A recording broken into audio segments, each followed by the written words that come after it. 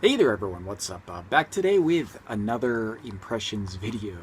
And maybe as you can see, I'm on vacation this week, so I'm a little sloppy looking. Haven't left the house all day, it's too hot to leave. So it's nighttime now, and I'm just talking about a game that I beat recently, as in today, and that is this one right here. This is Ore no Shikabane o Koete Yuke 2, or this will be called Oreshika Tainted Bloodlines in English whenever it's released. I'm not sure when it's coming out, but apparently it's coming out, so good for you guys. And let's talk about this game. So, people who have been watching my channel for a while will know that I'm a pretty big fan of this game. Not this one's, I mean, this one specifically, but the one that this is a sequel to, the original Ore no Shikabane o Koete Yuke, is a pretty good game. It's probably one of the games that I would consider as the one of the most underrated PS1 RPGs. Um, it's a really spectacular game and does a lot of things that are interesting and new and differently from other RPGs. And it's something that, like, I was really hyped for this game to come out. So when it came out, obviously, I wanted to play it. So I did pre-order this, and it showed up. And since I'm on vacation this week anyway, I done beat it. But let's talk about this. I guess we'll start with the kind of superficial stuff first. So talk about how it looks. It looks good. The original game looks good. It still looks good. It's the kind of thing where, like, the art style is well chosen, and it's the kind of thing where most PS1 RPGs you aren't going to say look good these days, but this one manages to look good on the PS1. So the sequel is pretty similar in appearance. Obviously, it's crisper and it looks a little better, but it's the same kind of art style, and that art style is like woodblock prints. It's Japanese Ukyo-e, which is a kind of woodblock prints. It's pretty famous if you know. Hiroshige is a pretty famous woodblock printer. Um, that one, you guys know. You don't need an art history lesson from me. Anyway, Japanese woodblock prints is the art style. So a lot of the screens, like not the loading screens, the kind of backgrounds to the dungeons, and actually pretty much everything looks like a woodblock print. It's like moving through a woodblock print world. It's really cool. It looks really good, and when you play it, it does feel like you're kind of in this woodblock print type of world, which is really nice. The battles are a little have a kind of a different thing where you'll be transported to a little battle arena type area, and that one is cool too because it doesn't look exactly like a woodblock print anymore. It becomes like a kind of, I don't know, like a stage show or something, like a kabuki show or something. There's like kind of slotted screens will show up in some places, and weird, like, obviously stage moving fire things, like, you know like classic stagecraft kind of settings. It's really cool. Like, everything about it is really stylish, and it all looks really good because it the art style is more of a drawn style, and it really works with everything. Everything comes together really nice. So the graphics in this game are actually really quite good, and they're pretty varied also. That you have a lot of different environments that you're going through. So there's a lot of different stages where you're indoors, sometimes you're outdoors. You've got kind of watery areas, and you've got caves, and you've got forests and kind of plains. You've got all this kind of open areas, and then you've got buildings and towers, and then you have dungeons and caves. There's a lot of stuff to go in, and it's kind of based on Heian period Japanese culture, I guess. So it's a pretty classical style Japanese style of buildings and things, and design, I guess, is how you would say that. But it's all together, the graphics, the environments, they all look really good, and they're all kind of interesting to look at.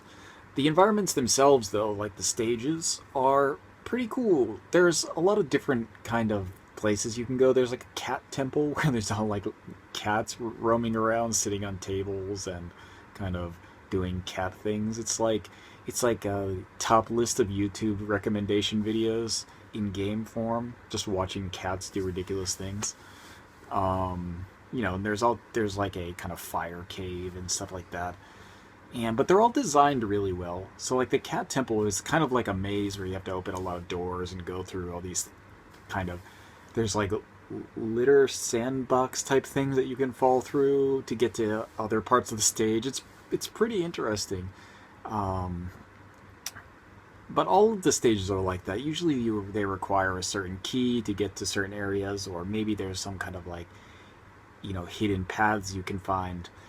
All the stages have these kind of shortcuts and ways to get through them faster if you can find them.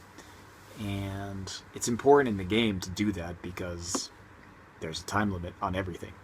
So let's talk about that. The time limit is like one of the main parts of the game. It's not a limit so much as like a kind of, most of the things you're doing, the story missions, any of your missions are not limited in time. You can take months, you can take years, and it doesn't really matter. You don't have to do any of the missions in any sort of time. But timing is important because in this game, one of the main points is that your characters die after 2 years. They all die after 2 years, and they start getting sick earlier than that, so like you can't even really use them effectively for a solid 2 years. So your characters are constantly dying and constantly having kids that grow up immediately, and you have them and keep them kind of refreshing your party. So it's a really interesting system because you don't get a lot of character development. You get almost none, especially for the characters you're controlling. You get almost zero. But the system itself is really interesting because you're kind of strengthening the characters individually and then strengthening the family as a total by kind of, like selective breeding almost. It's pretty interesting. The real kind of, draw of the system is that you get to kind of customize your party in many different ways throughout the game, and there are 8 total classes, well, 9 really, but one of them doesn't come till way later, and it's not really a class. Kind of is, but I won't go into it because it's a spoiler. But anyway, just imagine eight basic classes you can use to kind of, they all have their kind of various attack patterns and things they can do, and they're all viable. All of the classes are good. There's not a class in the game that's unusable or weak or bad. All of them have their own benefits, and you'd think like some of them wouldn't be as useful. Like, why have a gunner if you can? Why have an archer if you can have a gunner? Well, they have different attack patterns, or like, why use the guy with the fan? That's not good. But actually, the fan guy ends up being really powerful. So it's pretty interesting. You have a really good balance for characters and parties, and you can, of course, work that to your own advantage by building parties with certain types of characters to do, what you want to do against certain bosses. So it's really put together well. Let's see. There are characters in the game, though. There are actual characters that are recurring. So, without getting too much into the story, you do have a character that shows up that you kind of have to use, it's different from the other game in the sense that, like, this character shows up again and again, but is born into your family the same way as all the other characters. So, but you'll have to use her on pretty much all of the boss battles past the first one. And if you don't, you sometimes won't even be able to find the battle. You won't be able to enter into the area where the battle is supposed to be, or you'll just get to the battle and the boss will kick you out. He'll just be like, well, You can fight me, but I'm just going to keep resurrecting until you bring that girl back. And that happens. I mean, that's part of one of the story elements at the beginning of the game.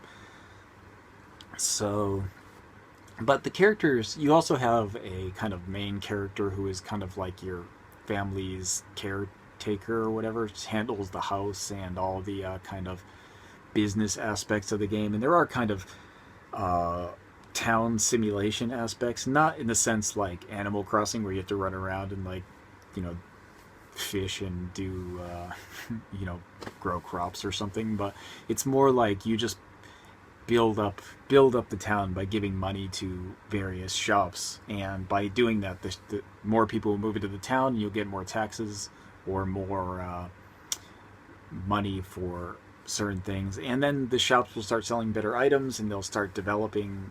They'll start, you know, making weapons for you or giving you better items in the shops, which is really kind of a good system because as long as you keep up with it, the progress of your characters and the weapons they're holding pretty much stays even for the shops and the characters.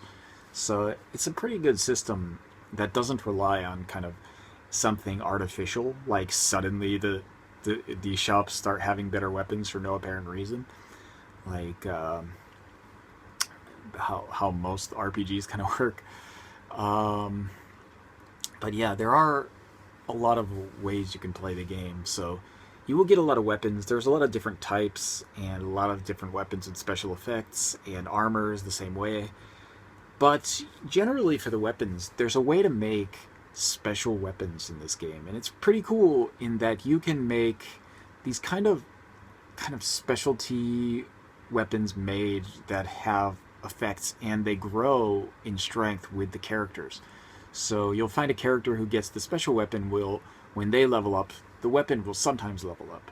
I think there's probably a percentage chance of it leveling up, or it can only level up a certain amount of times for the one character. I don't really know, but it didn't level up every time I leveled up, so it's probably a percentage chance.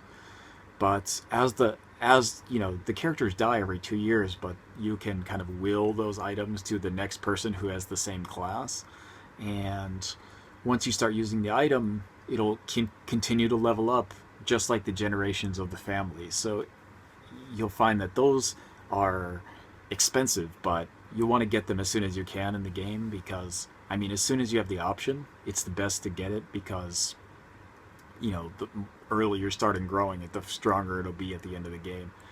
And the more kind of special effects it will start to gain as you kill bosses and things, or just it grows in levels. You'll get it. The weapon itself will gain special attacks, like it'll gain, you know, bonuses to your evasion or bonuses to your strength, or kind of status effects on enemies. It's pretty cool, actually. It's a really good system for the weapons, and it kind of draws into this whole like family heirloom kind of thing that's going on in the game, where, you know, constantly you're, you know, renewing your family. So it's a pretty good system. Um, what else? There's a lot of bosses in this game, a ton of bosses in this game, but a lot of them are optional. So you don't really need to fight all the bosses, and sometimes you'll fight the same boss over and over again because they're optional. I mean, the areas that they're in are essentially skippable. You can just run right by. So sometimes you'll find that bosses you fought before in different places, stronger versions of them will show up in other areas or totally different dungeons for just because they feel like it. And the thing with those bosses, they're optional, but they give you all this weird backstory for the game. So if you don't fight the optional bosses, you kind of miss out on a bunch of the story in the game. And you miss out on the kind of background information on the families and the character. I mean, the one character who you have to use, and the main villain also, and kind of his motivations, which is a lot of the kind of drive of the game, is figuring out what he wants you to figure out. Not, I mean, for himself obviously, but for you as well. It's pretty interesting. Overall, like, this game has a lot of kind of unique elements to it. It's the way the system works is totally different from most RPGs, and it's even slightly different from the original game in the series. Like the first game really not concentrated, but kind of focused on, the leveling up your family generation so you could gain not only strength but speed, because a lot of times you were too slow to get through the stages to get to the end where the final boss of the area was. In this game, there's not really that. You don't have to do that in this. I mean, you do have to get stronger and faster to get through the stages in time, but for the most part, you don't even have to go to the end of all the mazes. You can skip like half the maze in most of the cases, because there's just no real, reason to do it unless you want to get the optional story elements. And, that's always a good reason to do it. It's just, it's not necessary, because all the story missions that are in the game to progress the story happen at specified locations within the mazes, and they're usually not too far in, or they're almost never at the end. I don't think there's ever a point where it's at the end of the maze. So it's pretty, forgiving in that sense. The first game was not. I mean, you had to get to the end every time. And you often would never, in the beginning, when you go to a new area, you'd often not ever make it to the boss on the first try, or like the fourth try or fifth try, because you didn't know where you were going, and you had to remember the stage and then kind of slowly remember where everything was and get back there and then progress a little more. And this game has that element, but it's not as drastic, because usually you have a good idea of where you're supposed to go. There's no maps or anything in the game, so you have to remember everything, but it is the kind of situation where it's not so bad, and you will be get used to memorizing everything pretty quickly, because the stages are, you kind of have to go to them a bunch of times. And another cool thing that they did was that they made two versions of every stage, and the game doesn't start in the same place every time. So I actually restarted the game twice, not by choice. I'll talk about that later, but I restarted the game twice, and every time I restarted, there was a different kind of location I started in, with different dungeons to start and different kind of areas to be in. Even though the story elements are the same, they're in different locations. So the game actually does a pretty good job of, switching things up when you start over. So, when even if you started with the same dungeons, you might not have the same content inside the dungeon. It's not the same layout, maybe. Could be, but it might not be, which is really interesting. It does this kind of thing where sometimes there'll be the same dungeon twice on the maps, and you'll be able to go, and the inside will look like the tiles are the same, like the way the dungeon is designed, but the inside, like where you're supposed to go, is totally different. So it's a pretty. I mean, obviously, it's kind of a easy way to reuse your game assets, but it doesn't feel that way in the game, because it sort of feels like relevant to the world, like normal for this kind of setting. I don't really know how to explain that, but yeah.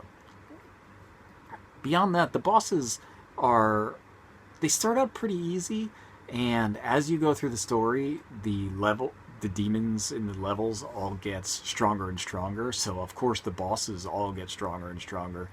And as you continue on, you'll find that sometimes the bosses are really strong. Like they'll be one-shotting your entire party at some points, because you just walked into the wrong boss at the wrong time. And obviously those are optional ones too, so you don't have to fight them. So I mean, and when you walk into a boss room, you know it, because a little thing will show up showing the hit points of the boss, and you're you'll know how much damage you can do from the fights you've been doing in the stage, and you'll know if you're going to be able to handle the boss just from the hit points that show up. So it's not that hard to kind of determine what you should do in the case, but sometimes you might want to test out your strength, and usually that ended in an early end to the month for me. But yeah, generally the bosses are good. The difficulty in this game is actually pretty interesting. It's done in a way that's unlike most games you could think of. Um, there's like a difficulty setting in the beginning, and I played on. I shouldn't explain that first. I should explain the difficulty settings and why it's different before I tell you what I played on because it won't make sense. But the the game is not set up by difficulty in the way that from like easy to hard. It's set up in a way based on how long you want to take to beat the game.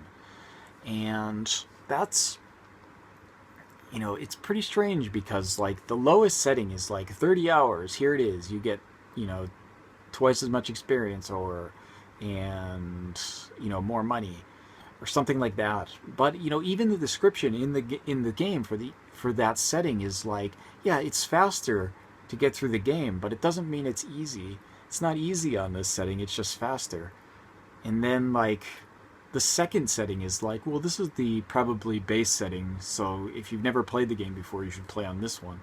And then there's a higher setting where it's like, it's a little bit slower, the time goes by slower, and the demons give less experience, so you can fight more in the stages, and it'll take this amount of time. And then there's like a later ones that are like, this one's going to take a long time goes really slow, and it's going to take you like 100+ hours to beat the game on this setting. And then there's like another one that's like, well, the bosses are at full health and they're strong, but you also grow in strength fast, so it's a quick end, but you don't lose the kind of hardness of the bosses. I played on the one below the very long one, so whatever the one that was like 70 hours was. I don't remember what it was, but didn't take me that long though. It probably took about 50 hours. I don't know, maybe 60, but I don't really know. But I want to talk about something that was a little annoying with this game. Was that it's my own fault. Like I said earlier, I had to restart the game twice, and I lost a bunch of time in this game because the game froze. Not really froze, but like it just got caught in an endless loading loop or something. Like the loading screen would come up, and like a little loading icon would come up, and it would just uh, load forever essentially. And so I had to shut out of the application and go back in. But of course, like on the Vita, it's really tempting to play games and not save. You know what I mean? Like you just, when you're done playing, you just hit the sleep mode button and throw the Vita somewhere and come back later. That's what I'd been doing for like pretty much all of the time I'd played. So I lost like hours and hours of gameplay because of crashes like that, until like after having to restart the game entirely twice, I started you know saving all of the time. So I don't, obviously I think that'll be fixed by the time this game comes out in North America. But if you have it now and you haven't started playing it yet, be very vigilant in saving all of the time, because seriously, that was like the most annoying thing. I was like ready to smash the game after losing like 10 hours of gameplay or whatever. So yeah, beyond that though, there's not really many negatives to the game. There is, the last boss has this ridiculous difficulty spike. I think I was pretty under leveled probably by the end of the game. Like I had been, what I would do is I'd come to the bosses in the stages, and then I'd like come up with strategies to beat them. Like I wouldn't, anything that didn't involve me grinding. So I would, you know, build a party, essentially just build a party specifically for the boss, and then use whatever plan I had made to beat the boss. And it worked. It was usually like kind of tough battles because I was under leveled, but it worked because I had a good strategy. But when I got to the final boss, like I beat the first part of it, and it was like pretty tough, and I thought like, well, it's not so bad.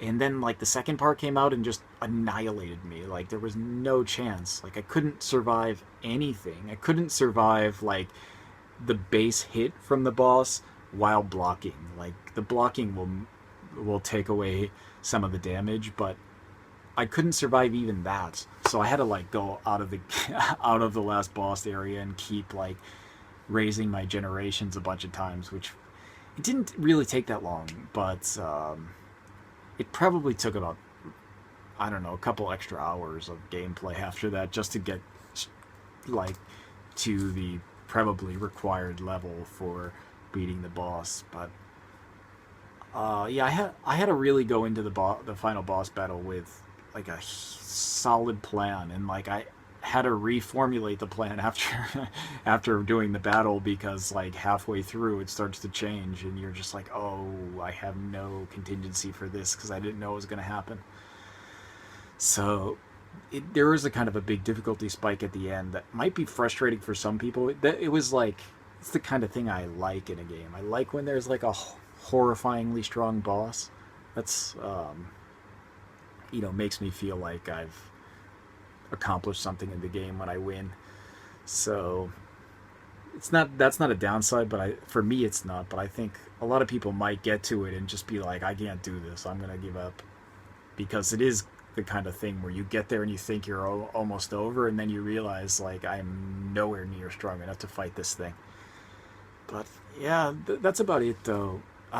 There's a lot of music in this game that I wanted to talk about, but it's not like it's like weird, interesting. It's like Japanese festival music mixed. It's like Japanese festival techno. I don't even know how to explain it, because like it gets crazy sometimes, and sometimes it's like upbeat and snappy, and then like it's a little on the lower end sometimes. But it's all this kind of Japanese music. It's got like koto and stuff in it, and like, it feels like festival music, but sometimes it's like festival techno. It's bizarre, but it's really good. It's not like something I'd want to listen to all the time, but it does get in your head, and it doesn't like get annoying ever. So that's pretty good.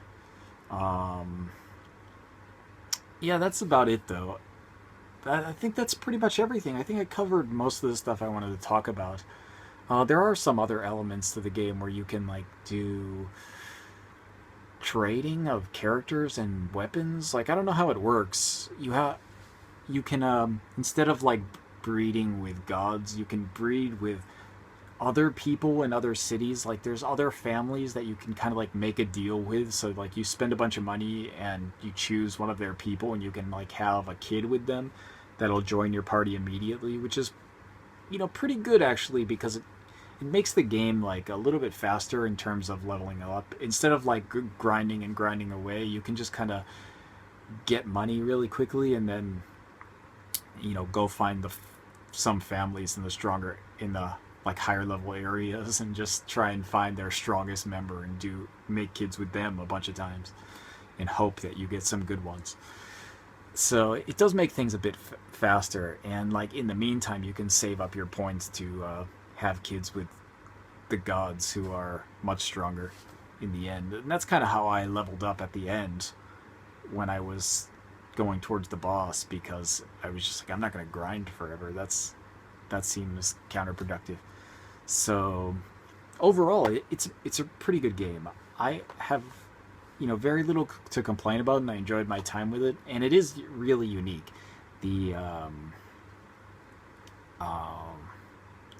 the director of this game has made a lot of games that are really, really interesting and are subsequently overlooked entirely after they're released. It's weird because like Alpha Systems, who developed this, and it's something like Mars something or other. The director's company is Mars something or other, and he works with Alpha Systems for the most part, not all the time, but they've been doing games since like the TurboGrafx or the PC Engine, and the games that this director makes are almost always good. There's a bunch on the PC Engine, Emerald Dragon and Linda Cubed, and then like PS1 there's the first game in this series, and then there's like Wagaryu on the PS2. There's really a lot of stuff that this director kind of put out that's really awesome, that just disappears or nobody pays attention to, and it's kind of sad actually, because when I think about it, like a lot of my kind of most favorite, most underrated RPGs are Alpha Systems games. So it's kind of interesting. It's like a interesting company, and Alpha Systems not been doing a ton recently. I mean, they were working on the Phantasy Star games with Sega, and then like I think they did, I don't remember, some other stuff that's like a licensed titles from somebody else, Tales of titles, I think. Um, but yeah, this director is Masuda Shoji, I think is his name, and check out his stuff if you have a chance, and check out this game if you have a chance, and get a Vita if you don't have one, because you'll need it for this game and all the other games on the Vita. So yeah, that's about it. I will talk to you guys soon. Maybe I've got more stuff. Recently, I got this today. This is a Tokyo New World Record. It's Tokyo. What is it? Tokyo Shinseki Operation Abyss, which is a first-person dungeon crawler made by the people who did Demon Gaze and Labyrinth Cross Blood, which it's a sequel to. And I got some other surprises and a stack of stuff that I've been working on in the background. But yeah, that's about it. So I will see you guys whenever I'm not feeling lazy and feel like making a video. So yeah, see you next time.